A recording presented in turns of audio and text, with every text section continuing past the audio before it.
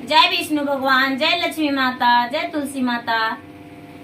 गुरु भाई बहना, मैं एक एकादशी व्रत कथा सुनाने जा रही हूँ। निर्जला एकादशी व्रत, जो व्रत पूरे साल में एकादशी व्रत शुक्ल पक्ष और कृष्ण पक्ष दोनों पक्ष करके 24 को मनाई जाती है, लेकिन निर्जला एकादशी जो है 24 में से अति फलदायक, बहुत से श्रेष्ठ,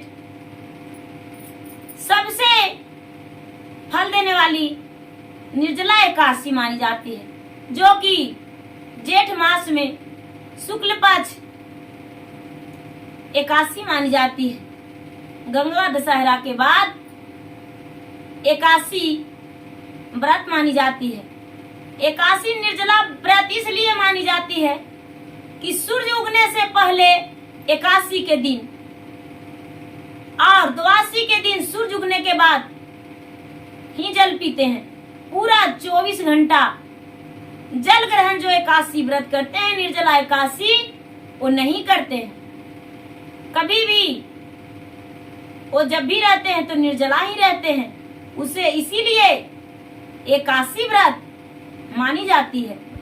निर्जला एकादशी व्रत जो है वो सबसे ज्यादा फल देने वाली है और इसे लोग करते हैं ज्यादा, क्योंकि पूरा 23 एकादशी अलग हो गया और एक एकादशी अलग। 24 एकादशी में से एक एकादशी में सबसे ज्यादा अति फलदायक यही है। पूरे बराबर वो 23 एकादशी का एक एकादशी है, क्योंकि जेठ मास का दिन बहुत बड़ा होता है और पूरा दिन बिना जल के रहना बड़े मुश्किल हो जाता है। इसीलिए निर्जला एकादशी मानी जाती है और ये बहुत बड़े फलदायक एकादशी है।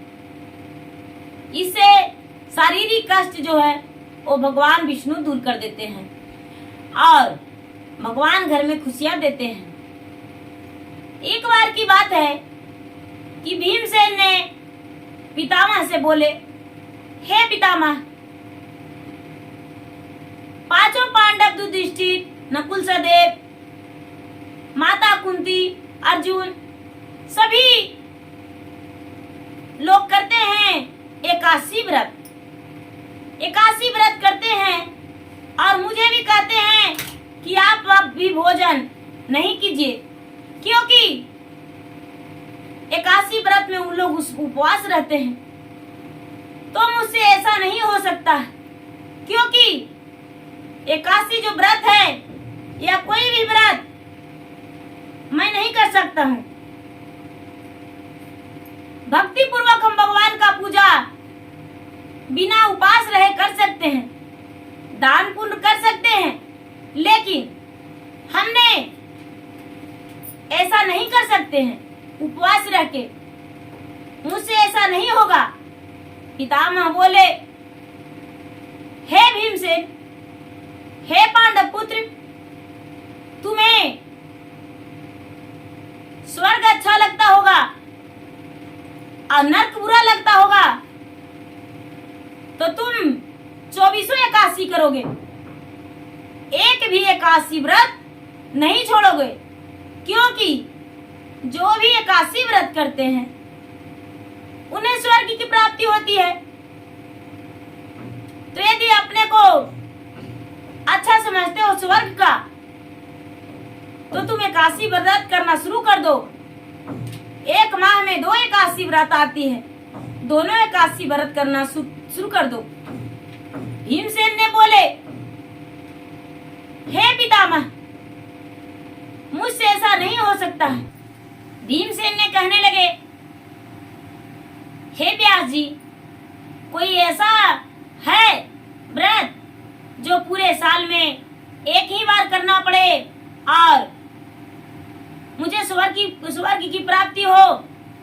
व्यास जी ने कहने लगे, कोई ऐसा व्रत नहीं है। बड़े बड़े ऋषियों ने लिखा है पुत्र, लेकिन कोई ऐसा व्रत नहीं है जो कि साल में एक ही बार करो और स्वर्ग की प्राप्ति हो जाए। यदि तुम्हें नरक में जाना है तो जो तुम्हारी इच्छा होती है वही करो। ऐसा बात सुनकर कांप उठे भीमसेन और कहने लगे, महाराज कोई बात नहीं, हम व्रत रखेंगे, निर्जला व्रत रखेंगे। ऐसे तो मैं पहले बता चुका था कि मेरे पेट में वृष नाम का अग्नि जो है वो व्याकुल कर देता है मेरे प्राण को, मुझे भूखा नहीं रहा जाता है।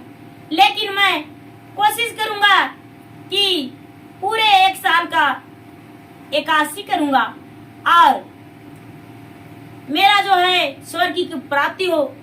व्यास जी ने कहने लगे, हे पुत्र, सबको तो यमराज आकर ले जाते हैं, लेकिन ये व्रत करने से जो भी करते हैं उसको भगवान स्वयं आते हैं अपने फूलों वाली विमान में बैठाकर और स्वर्ग की प्राप्ति को ले जाते हैं, स्वर्ग की प्राप्त हो जाता है उसको।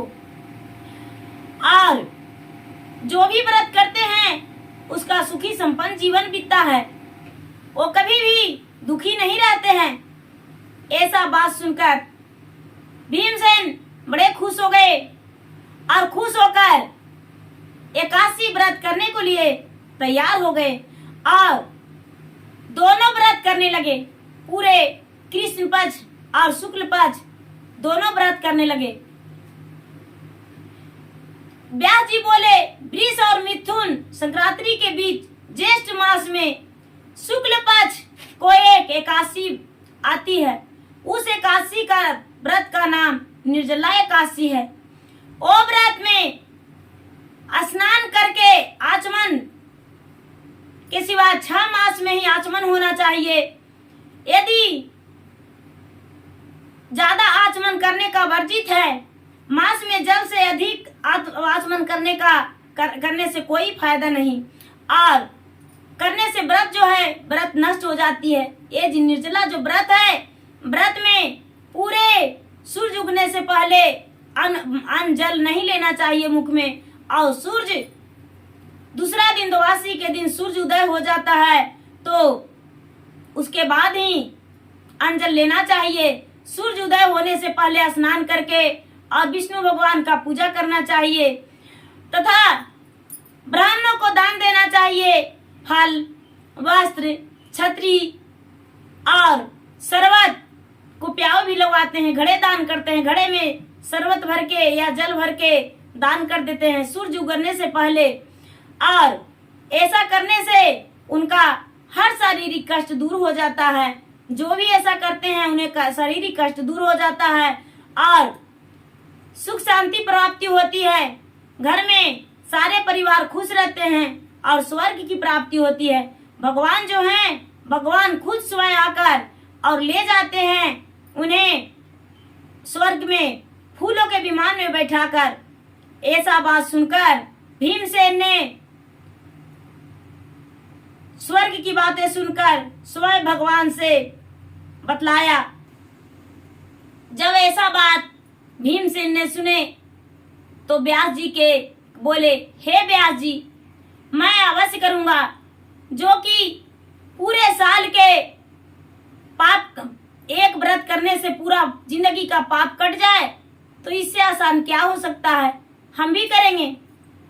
और बताए व्यास जी भीमसेन से, हे भीमसेन, इस व्रत को करने से पहले जिस दिन स्नान करते हो उस दिन भी स्नान करके 1 दिन पहले कोई ऐसा तामसी भोजन नहीं कर बैठना। और जो जिस दिन व्रत करोगे व्रत के दिन भगवान को ध्यान लगाना और बोलना, ओम नमे भगवते वासुदेवाय नमः, ओम नमे भगवते वासुदेवाय नमः, ओम नमे भगवते वासुदेवाय नमः। कम से कम 11 इस मंत्र को जाप करना और ये जाप जरूरी करना चाहिए। लोग इस दिन गौदान भी करते हैं। व्यास जी के आज्ञा अनुसार भीमसेन ने पूरे श्रद्धा भक्ति से प्रेम पूर्वक से भगवान को बोले, हे भगवान, हमने आपका व्रत करने जा रहा हूँ, मुझ पे अपना कृपा बरसाए रखिए। क्योंकि मैं नहीं चाहता कि नरक में रहूं और स्वर्ग को छोड़ दूं। चाहे कोई भी शरीर में कष्ट हो, हम सारा व्रत को करने को लिए तैयार हैं और सारा व्रत हम करेंगे। क्या कहूं, मैं तो पहले ही बता चुका था कि मुझे भूख से नहीं रहा जाता है, लेकिन ये व्रत करने से यदि सारी कष्ट दूर हो जाता है तो हम सारी कष्ट को सहकर और व्रत को करेंगे। भीमसेन ने ऐसा बात करके श्रद्धा भक्ति पूर्वक इस व्रत को करने लगे। भगवान का पूजन, फिर गौदान, ब्राह्मणों के मिष्टान व शरबत, पंखा और फल सब कुछ दान किए।